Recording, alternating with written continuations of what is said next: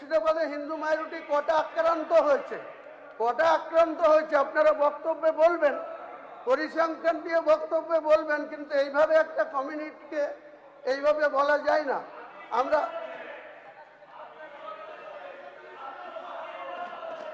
ওইভাবে বলা হয়নি, আপনি ভুল বুঝছেন। আপনি যেটা হাউসের মধ্যে বলছেন এটা এইভাবে বলা যায় না, এইভাবে একটা সম্প্রদায়কে এইভাবে অ্যাটাক করা যায় না। 37 যেটা বলা হয়েছিল সেটা আউটসাইডে বলা হয়েছিল, হাউসের মধ্যে বলা হয়। এমন না, আপনি কি আমাকে থামাবেন নাকি? অনারেবল স্পিকার আমাকে পারমিশন দিয়েছে। আপনি কি বলছেন? আপনি এইভাবে থামাতে পারেন না, আপনি বলপ্রয়োগ করবেন। আপনি কি চ্যালেঞ্জ করে খাটাতে চাইছেন?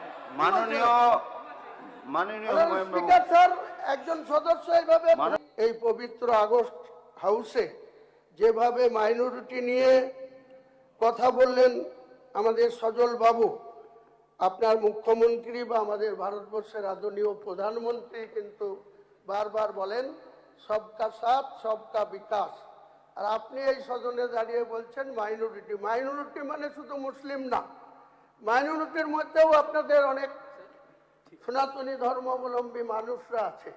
তাহলে আপনারা কি বলতে চাইছেন? এখানে কি শুধু মাইনরিটি মানে মুসলিমকে ট্রিটমেন্ট করতে চাইছেন? আরে মুর্শিদাবাদে হিন্দু মাইনরিটি কটা আক্রান্ত হয়েছে, আপনারা বক্তব্যে বলবেন, পরিসংখ্যান দিয়ে বক্তব্যে বলবেন, কিন্তু এইভাবে একটা কমিউনিটিকে এইভাবে বলা যায় না। আমরা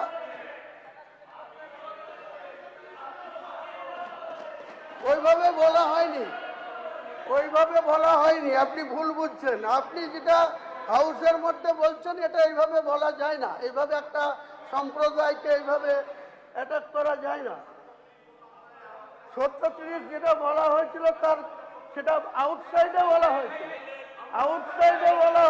হাউসের মধ্যে বলা হয়। এমন না, আপনি কি আমাকে থামাবেন নাকি? অনারেবল স্পিকার আমাকে পারমিশন দিয়েছে। আপনি কি বলছেন? আপনি এইভাবে থামাতে পারেন না, আপনি বলপ্রয়োগ করবেন। আপনি কি চ্যালেঞ্জ করে খাটাতে চাইছেন? মাননীয় স্পিকার স্যার, একজন সদস্য এইভাবে মাননীয় সদস্যরা শান্ত থাকুন, বক্তব্য রাখতে দিন।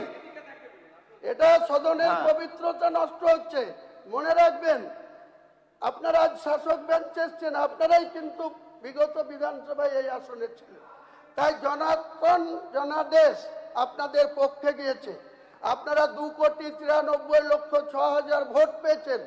বিরোধীদের ভোট কিন্তু সব মিলে দেখবেন 3,22,00,000 আছে। এটা স্মরণ রাখবেন, স্মরণ রেখে কথা বলবেন সদনে।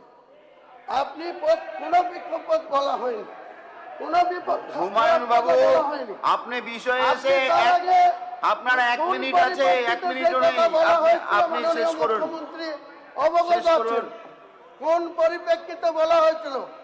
আমার বাড়ির কাছে এসে মাননীয় ইউপির মুখ্যমন্ত্রী যোগীজি এসে আমাকে ডাইরেক্ট আক্রমণ করে বলেছিলেন, তার জন্য আমি পাল্টা বলেছিলাম। এটা সদনের কথা না, আমি সদনে এইভাবে বলিনি, কোনোদিন বলবো না।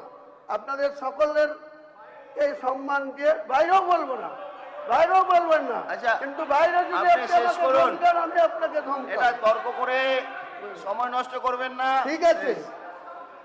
ঠিক আছে, অধিকার আপনাকেও কেউ দেয় না এইভাবে ধমকানো, অধিকার দেয় না এইভাবে ধমকানোর। আমি আপনি এদিকে অনুভূতি নিয়ে আমি কথা বলছি।